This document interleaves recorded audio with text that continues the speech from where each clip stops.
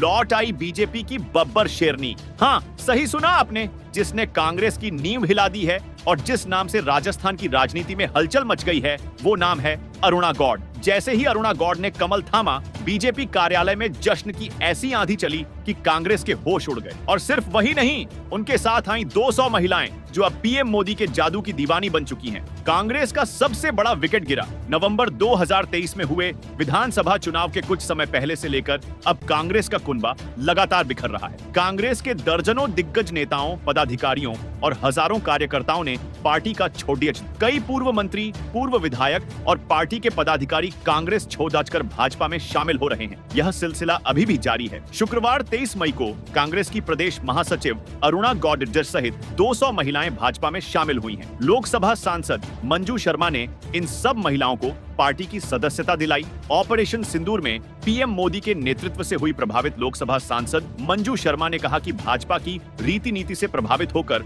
अरुणा गौड़ सहित अनेक महिलाएं पार्टी से जुड़ रही हैं। उन्होंने कहा कि भाजपा ही एकमात्र ऐसी राजनीतिक पार्टी है जहां महिलाओं को वास्तविक सम्मान और नेतृत्व का अवसर मिलता है। उन्होंने यह भी बताया कि प्रधानमंत्री मोदी के नेतृत्व में देश की महिलाएं पहले से अधिक सशक्त हो रही हैं और उन्हें सेना, प्रशासन और राजनीति में भी महत्वपूर्ण जिम्मेदारियां दी जा रही हैं। सांसद शर्मा ने आगे कहा कि देश के इतिहास में पहली बार एक महिला अधिकारी ने सैन्य ऑपरेशन की जानकारी साझा की, जो महिला सशक्तिकरण की दिशा में एक बड़ा कदम है। उन्होंने मुख्यमंत्री भजनलाल शर्मा द्वारा महिलाओं के लिए लागू की जा रही योजनाओं का भी उल्लेख किया। सिंदूर का मान रखने वाले देशवासियों के दिल में भाजपा जयपुर शहर जिलाध्यक्ष अमित गोयल ने भाजपा में शामिल होने वाली महिलाओं का स्वागत करते हुए कहा कि हमारे देश के प्रधानमंत्री मोदी जी ने नारी शक्ति को सदैव प्राथमिकता दी है और पहलगाम हमले के बाद देश की बेटियों और बहनों के सम्मान की रक्षा के लिए कठोर निर्णय लिए। गोयल ने कहा कि प्रधानमंत्री मोदी ने हमारी बहनों के सिंदूर का मान रखते हुए आतंकियों को मुंह तोड़ जवाब दी। सेना ने 500 किलोमीटर तक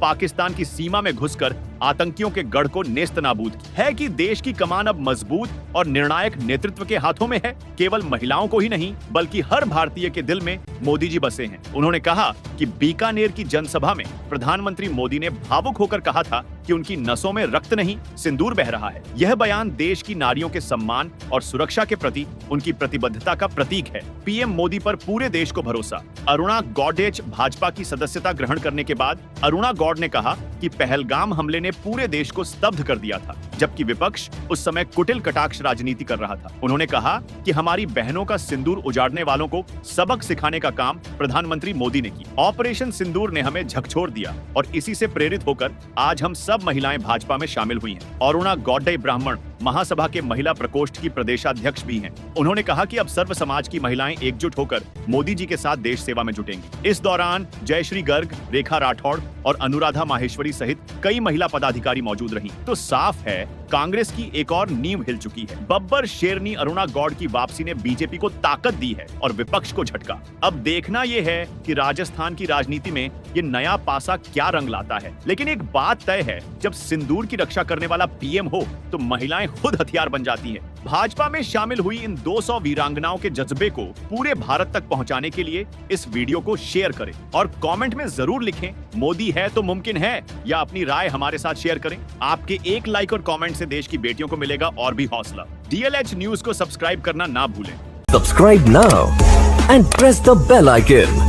Never miss an update.